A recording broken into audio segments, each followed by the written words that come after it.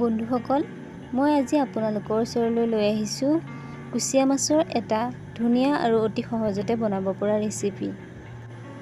এই ৰেচিপিটো বনাবৰ বাবে মই ব্যৱহাৰ কৰিছোঁ প্ৰায় 300 গ্ৰাম ওজনৰ এটা কুচিয়া মাছ, 2টা পিঁয়াজ, কেইফুটামান নহৰু আৰু 3টা জলকীয়া। লগতে লৈছোঁ মিডিয়াম চাইজত কাটি লোৱা 2টা আলু। এতিয়া পিঁয়াজ নহৰুখিনিৰ এটা পেষ্ট বনাই পেনখন গৰম হ'বৰ বাবে পাতি দিলোঁ। পেনখন ভালদৰে গৰম হোৱাত মই তাত দিছোঁ প্ৰয়োজন অনুসৰি মিঠাতেল। এতিয়া তেলখিনি ভালদৰে গৰম হ'লে মই তাত কাটি লোৱা আলুখিনি ফ্ৰাই হ'বৰ বাবে দি দিম। এয়া মই দি দিছোঁ আলুখিনি আৰু এতিয়া দিম প্ৰয়োজন অনুসৰি নিমখ আৰু হালধি। এই ৰেচিপিটো বনাবলৈ সহজ হোৱাৰ লগতে খাবলৈ অতি ধুনীয়া। আপোনালোক কোনোৱে হয়তো এনেদৰে বনাই খাইছে, কিন্তু যিসকলে খোৱা নাই সেইসকলে খাই চাবচোন, বহুত ধুনীয়া লাগে এই ৰেচিপিটো। আৰু যদি খাই ভাল পায় তেন্তে প্লিজ কমেণ্ট বক্সত জনাব। লগতে এটা লাইক আৰু চেনেলটো ছাবস্ক্ৰাইব কৰি দিবলৈ নাপাহৰিব। এতিয়া আলুখিনি ভালদৰে লৰাই লৈ তাত মই ঢাকোনখন লগাই দিম যাতে আলুখিনি ভালদৰে ফ্ৰাই হৈ যায়।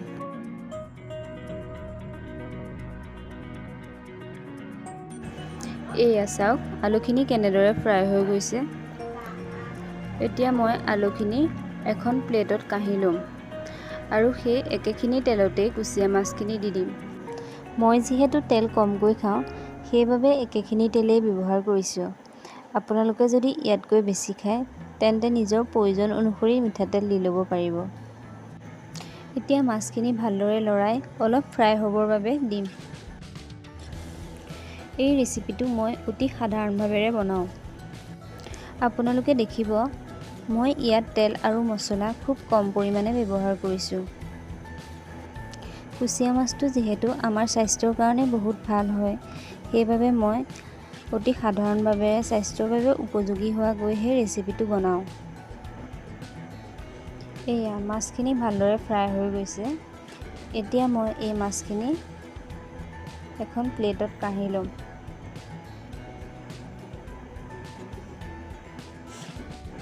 আপোনালোকে দেখিছেনে কিমান ধুনীয়াকৈ ফ্ৰাই হৈ গৈছে।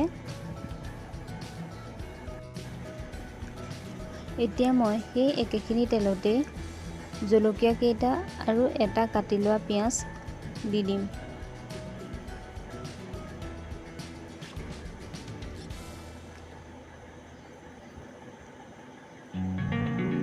পিঁয়াজখিনি দি ভালদৰে ভাজি ল'ম।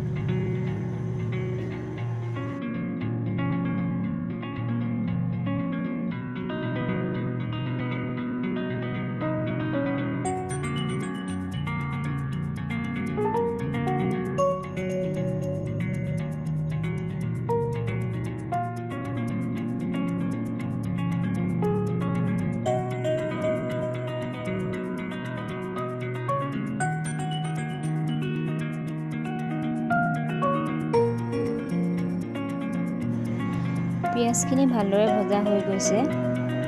এতিয়া মই ইয়াতে আদা, নহৰু আৰু পিঁয়াজৰ পেষ্টখিনি দি দিম।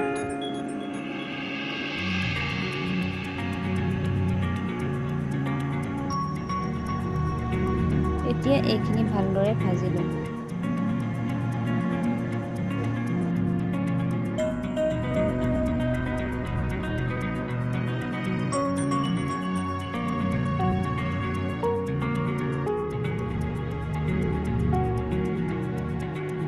এতিয়া মই ইয়াতে অলপমান গৰম মছলা আৰু জিৰা গুড়ি দি দিম।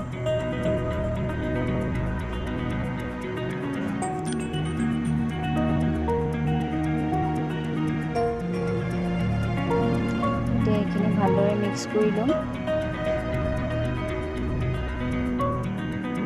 আমাৰ মছলাখিনি ধুনীয়াকৈ মিলি গৈছে।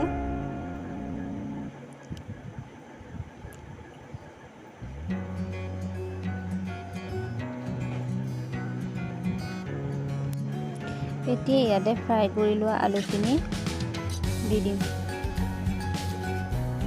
দি ভালদৰে লৰাই দিছোঁ মই।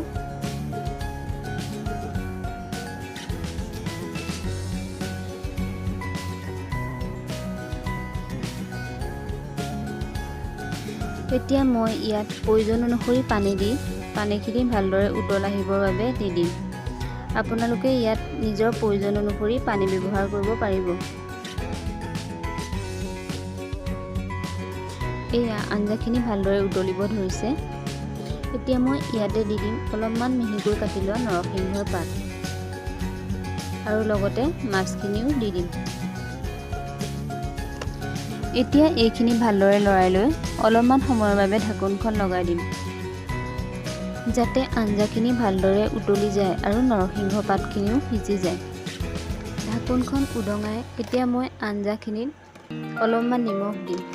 এয়া চাওক আঞ্জাখিনি কিমান ধুনীয়াকৈ উতলিব ধৰিছে।